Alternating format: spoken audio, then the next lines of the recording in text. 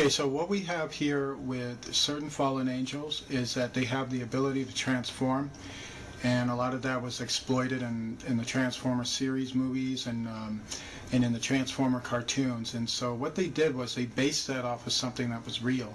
And so what we have with fallen angels is not what people think. It's not the touched by an angel version with these guys. These beings are spiritual beings with incredible powers, and one of those powers entails that as we would create objects and as we would form these objects through resources and through the materials and the powers that we have, their powers is that they can transform themselves into objects.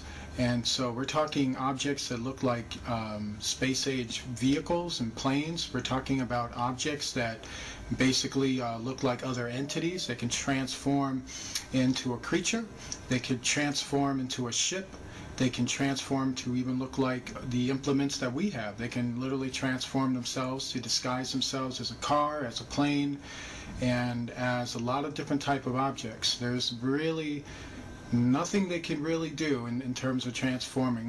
We do know that when it comes to the fallen angels, they don't have as much power as they normally would in terms of their transforming abilities, but they do have them at a very good length. So they're not totally depowered.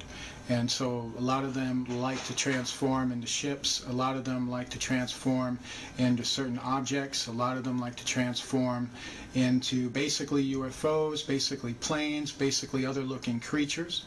And sometimes it gets sporadic. You know, sometimes they kind of, you know, from a lot of the transforming and using the powers that they use in our dimension, and it kind of weighs heavy on them. You know, they can't always maintain it. They can't always maintain the form or the shapes that they take, and sometimes they go a little crazy in the atmosphere. And then sometimes that's caught on camera, where they're just like morphing into like a UFO and then a dragon and then other types of forms of spiritual reptilian looking you know, helixes, if you will, you know, combinations of different forms. For instance, you'll see some transforming from a UFO into a dragon-looking creature and then back again, and then it disappears and then comes back again. And when it's doing that, what's happening at that moment is that it's freaking out because it can't maintain its form in our dimension, and they don't want to go back to the other dimension they just came from. So they try to struggle with it. And sometimes when they come into our dimension, they're pretty set in their form or their shape, and they're able to maintain it for probably long periods of time before they end up dissipating, and then another group comes in.